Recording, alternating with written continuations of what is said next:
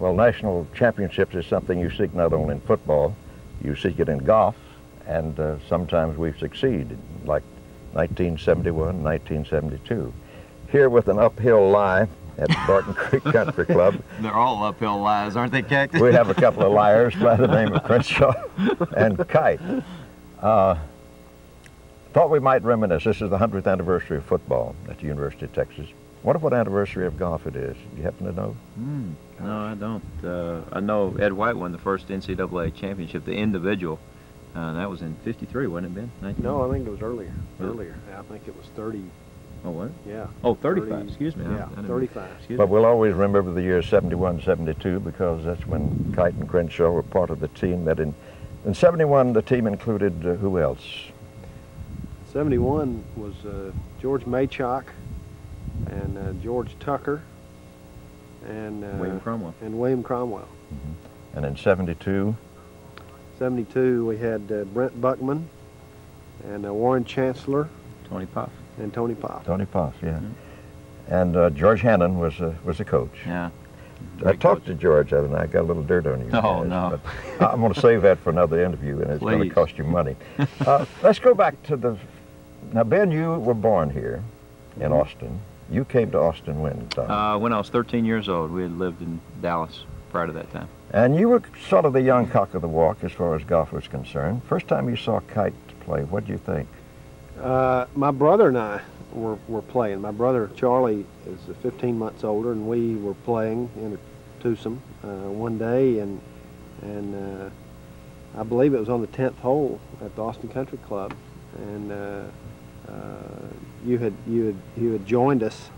We kind of met in the parking lot, and I remember you had a big red bag and some brand new Wilson Staff clubs. That was unbelievable. And what did you have? Well, I was still playing with some ladies' clubs. But and beating the heck out of everybody. No, we started off. How was he dressed? He was dressed shorts like everybody else. He was dressed a lot better than we were, but he looked like a golfer. Easy now. He did. My brother and I just said, my gosh, he's played before many times. And my brother and I just kind of knocked it around. But we started off, we played in the back nine, and from then on, we started this competition that Austin was unique. Not only playing right against the best junior player, but there were these other guys that were older than Tom and I both, but we just had a collective bunch of fellows who really liked to mix it up and play. We played Muni a lot, and we played Hancock, and we played the Austin Country Club, but we had some good guys that we could look and see what our competition looked like. That helped. It was a long time before Ben and I were even close to the top of the players. As Ben said, there were so many junior players coming up. Tom and Fred Clark, Lester Lundell, Petrie's, Dan Simpson, Lloyd Morrison. I mean, the list goes on and on. There's just a tremendous number of really good players that could clean our clocks any day, just about. And it was later on, I guess, when we got to be 15 or 16, that we actually could kind of start to compete a little bit, and just a little bit later before we could actually win a few. And you've been competing ever since. One of my fantasies is for you both to finish in a tie for the British Open. They play 18-hole playoffs, don't they? Now they changed it. Well, they've changed it now. I think it's a 5 or 6 hole playoff. But then you go ahead and play the playoff, and you tie again, and they say, well, you just both get to keep it. That's one of my fantasies. Share that honor like we did the NCAA, huh? Yeah. Let's go back to the NCAA. Let's go back to 71. That was Tucson? Tucson Nationals, yes. And as George Hannon reminded me, after the 3rd round, you were kind of back in the pack, weren't you? I believe we were. Yeah, we were way back. I think we were like 12, 13 shots. Yeah, we're 12 or 13 shots back, and tied for like 7th or 8th in the team. And of course, Ben was playing great. He was running away with the individual, and the rest of us were just kind of struggling. We were Exeter baggage that week, and matter of fact, my score wasn't even counting through 3 days. And you had been the medalist. I was close to the individual going out the last day, but What was close? 5 or 6 shot well, lead? no, I don't know if I was leading going in the last. I can't remember. He Well, was anyway, leading Cactus. anyway, I don't know what happened. George Hannon prepared us for the last day. Now, it's an understatement to say that he got us going, because if I'm not mistaken, you let out. Yeah, I let out. And he said, This was unbelievable. when I talked to him last night, he said, you guys are going to need at least 12 strokes under to win this thing. And you let off, and you were number 4, I think. Do you remember the first 6 holes, what you did? Oh, yeah, I can remember just about every shot that All right, take the drive off of number 1. Well, the drive off the first hole was kind of like the rest of the shots that I'd played the 3 previous rounds. I sliced it over in the right bunker, and I'm thinking, oh, gosh, here we go. I mean, you know, we need a good start, and I'm dumping it in the bunker. And I was fortunate. I got in there, and I got a pretty good lie, and was able to play it onto the green about 20 feet from the hole, and I made that putt for a birdie, and I said, well, here we go. And turns out 5 holes later, I'm 6 under par. I held out a 9-iron on the 4th hole, and you know, a lot of really nice things happened. And I can remember walking up. William Cromwell was in one of the, I think he was the next group, and of course I went out leading, and there was a couple groups, and then William was in the next.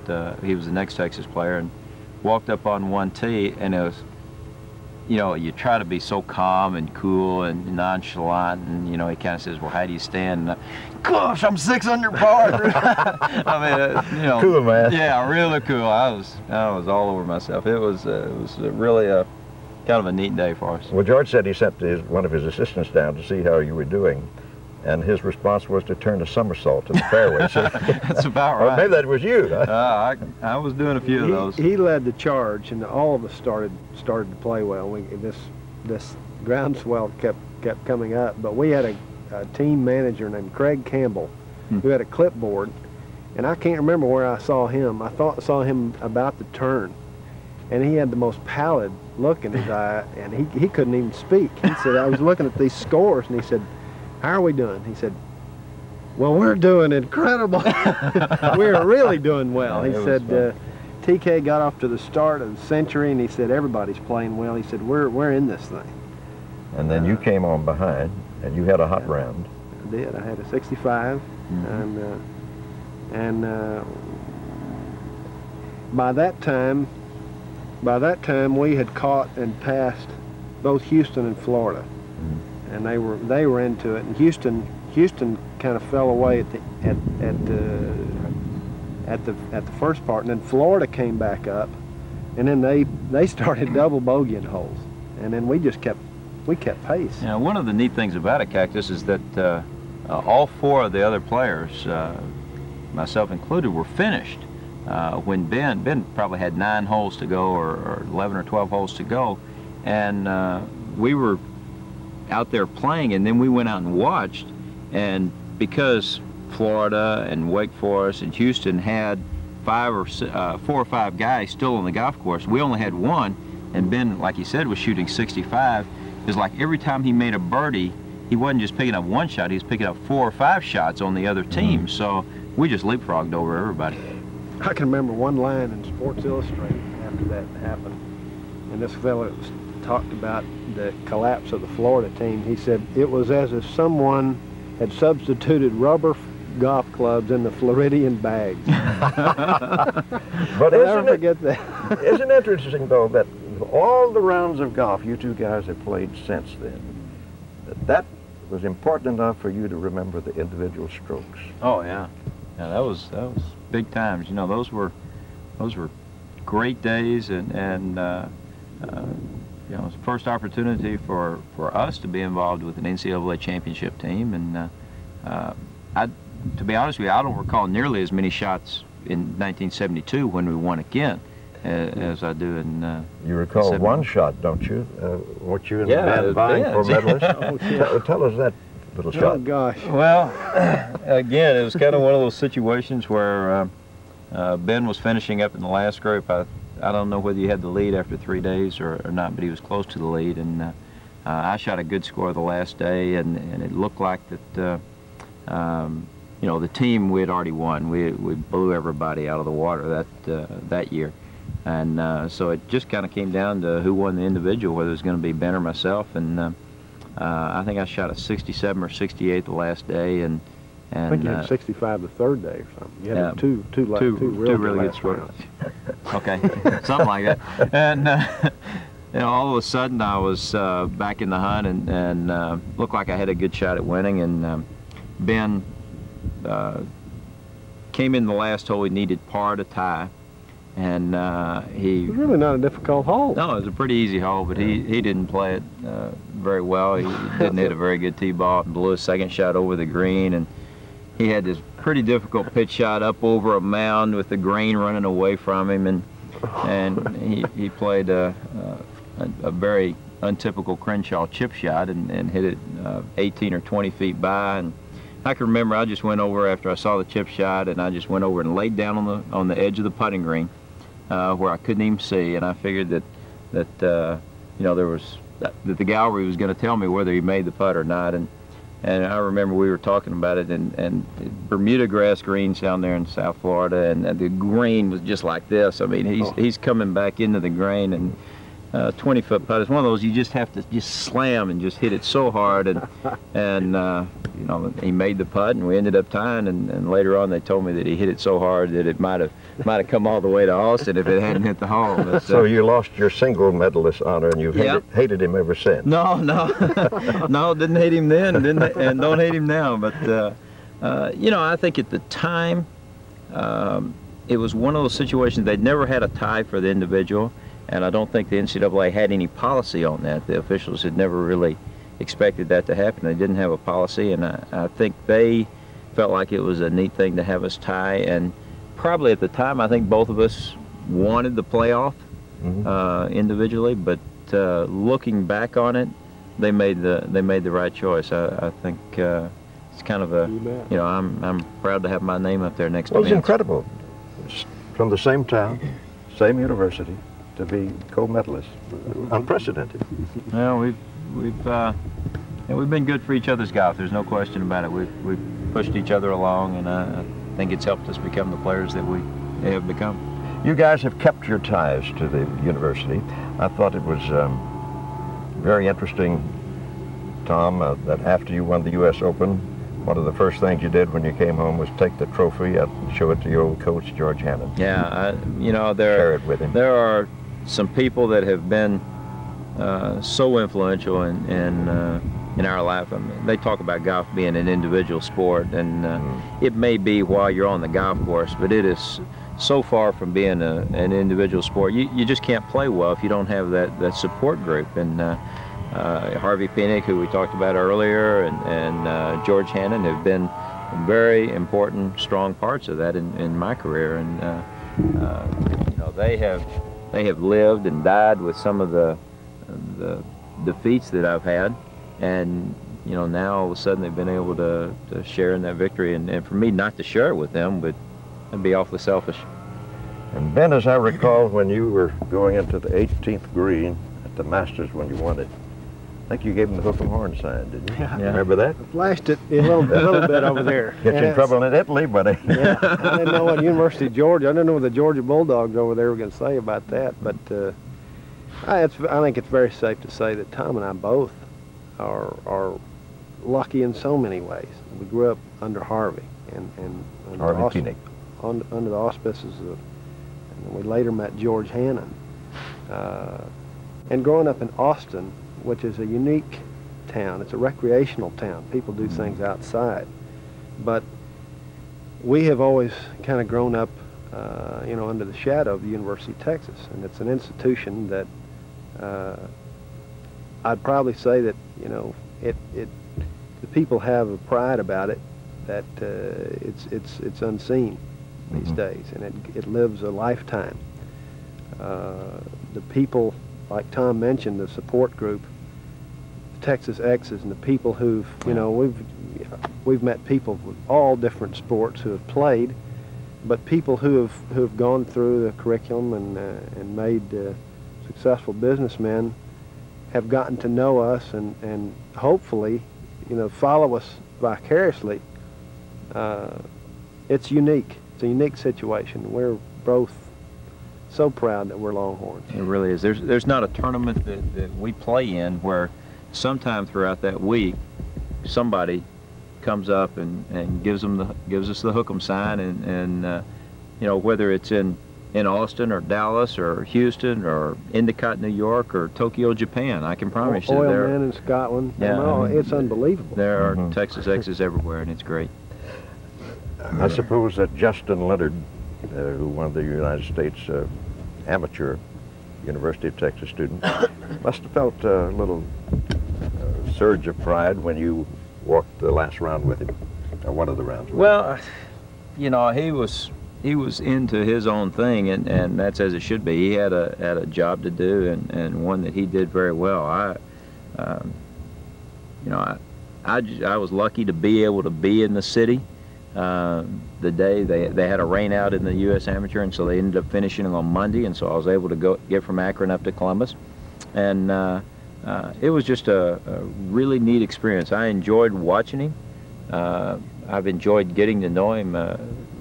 Ben and I both come in occasionally and talk to some of the players on the Texas golf team, and both men's and women, and we have the opportunity to play with them. And that's an experience that you know, we were lucky. We had people like that all around us, that people that came down and took lessons from Mr. Penick, and they would take us out, professionals, both on the men's and women's tour. They'd take us out and kind of put their arm around us and say, Tom, don't mess up, or Ben, you know, this is what you need to do. And you know, you can't repay that. There's no way to ever repay that debt that we owe to those players. In many ways, you have just pass it down. You have repaid it so many ways, though, because I've often thought that you guys are probably two of the best ambassadors the University of Texas in Austin and the state of Texas could possibly have. And you've also retained your teamship in a certain way. You're both friends, you're competitors, but you've never quarreled among yourselves. You both had your downs. When Tom was down, did you ever discuss it with him? He hadn't had many downs. You keep waiting for him, huh? Not true, not true. I think it's, Tom, I think has been one of the most consistent players ever to play the game. I can't imagine how difficult that is, because golf is the most difficult game to be consistent in. There's so many things that are infinitesimal changes day to day, week to week. He's also been the hardest worker that I've ever known. And I think certainly that has helped him in so many of those ways to be consistent, but it's not like other sports. You know, we as golfers, just as anyone in other sports, are a little bit biased, but it's a game that you can't put your finger on. Sometimes you're lost. I've had many ups and downs. I've never been a consistent player. I'll never forget one time when I started out on tour. I came back to Austin. This was maybe a year and a half, and I went over a year without seeing Mr. Penick, and I came back and I was totally lost. You know, I had the good case of rabbit ears. I was listening to every player on tour, and they were telling me all these theories, and you know, all well-meaning. But I came back home and I was totally bewildered. We went out to the practice tee, and we started hitting. He said, well, all right, let me see a few 7-irons. So I started and hit a few of those, and he said, all right, let's go to the 3-iron. I hit a few of those, and he could tell it was haywire.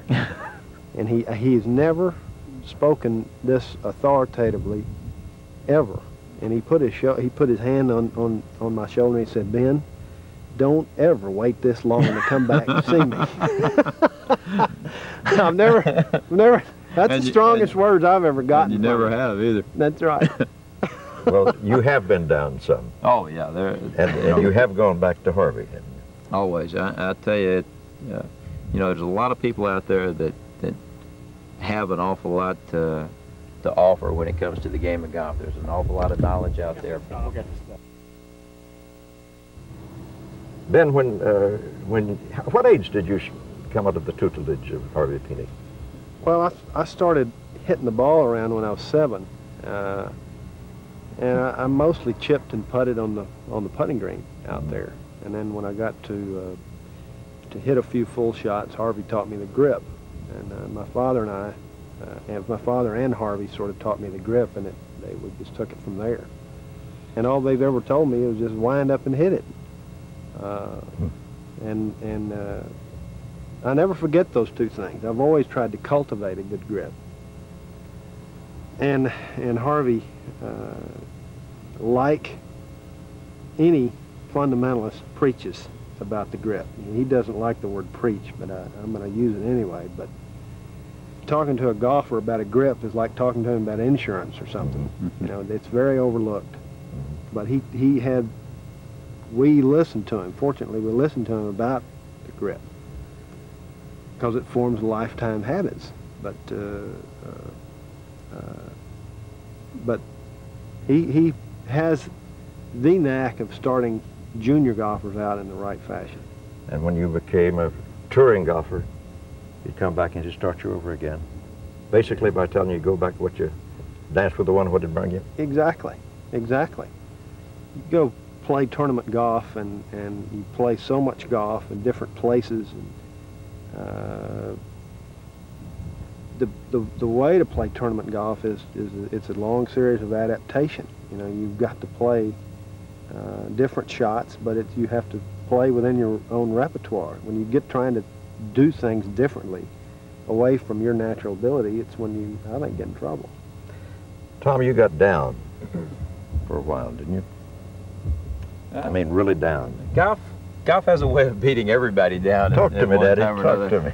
Well, you know, when you have these dreams as a little kid of going up and winning tournaments, and obviously, if you're dreaming about winning tournaments, you start at the top and work your way down. And you know, we're talking major championships, and you know, I went a long time without winning one, and some of those were very bitter defeats, and were very disappointing. And you know, golf teaches you to come back. It is a wonderful sport in that it keeps beating you down.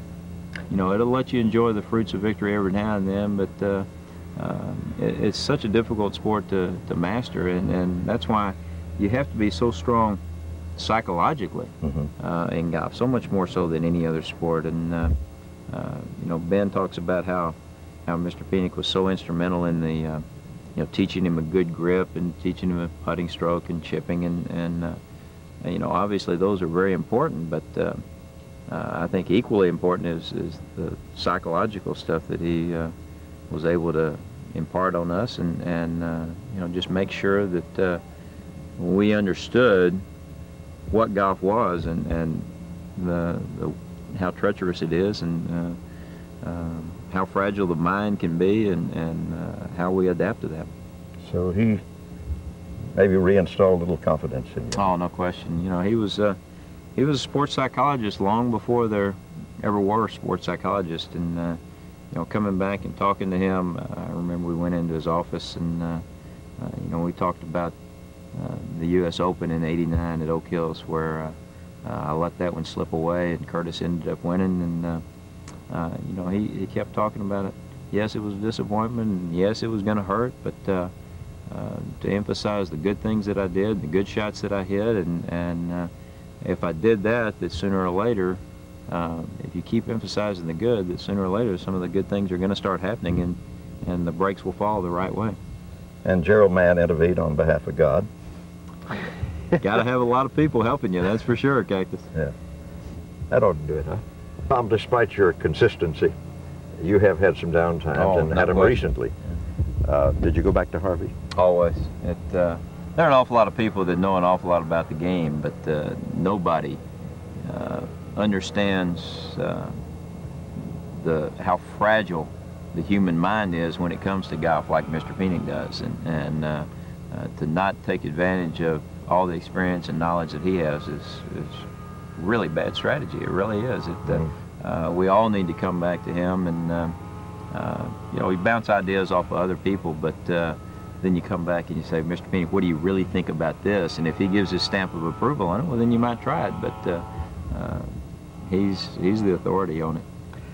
You know, us older golfers take heart when you older golfers on the tour come back and have victories as you've done this year. You had 2 of them. You took the Western, which used to be a major, didn't it? That's right. Yeah, it was. It was you this year too. Yeah. Still a very good tournament. Any of them. Still a very good golf tournament. Yeah. But you know, how far are you from the senior tour?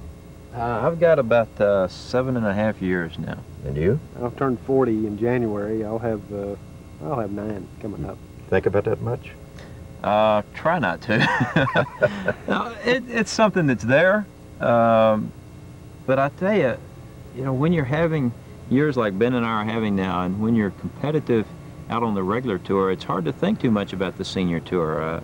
I think we all kind of bask in that glory of being in the top arena, and the PGA Tour is the #1 game in town, and as long as we're competitive like we have been this year, there's no reason to hurry up and go for that senior tour. You're gypsies, both of you. Gypsies on parade. Yeah. Yeah. It's the toughest thing in the world, I can tell you, to be a gypsy and to be away from Austin. I know Tom feels that way. Oh, yeah. It's a unique place. People who've never been to Austin know about it, but when they get here, it does something to them. But a very easy place to live and to grow a family. And a very difficult place to leave. Oh, it kills me getting on that plane and get out of here. I don't enjoy it.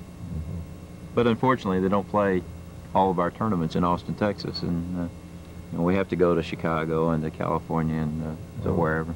We're working to have the British Open played at Lange, Munich. I think that's a great idea. It's a wonderful idea. Well, you're giving us lots of thrills, and you give us something to look forward to. When the football team is maybe not winning, or the baseball team has not gotten to the series, there's always Kite and Crenshaw on the weekends. And we hope they will continue to be for a long, long time. I don't want to hold you guys up any longer because I know you're going to give him a cross-hand putting lesson. Yeah, he needs a little work on his putting. You know, he only one-putted 15 greens yesterday, so he... I put out of desperation. Yeah, right. It's ironical that this golfer of all golfers should be standing here talking to you two. Vegetarian talking to a couple of carnivores. Thanks for it. Thank you, Kate. Thank you so much. Would you like saying?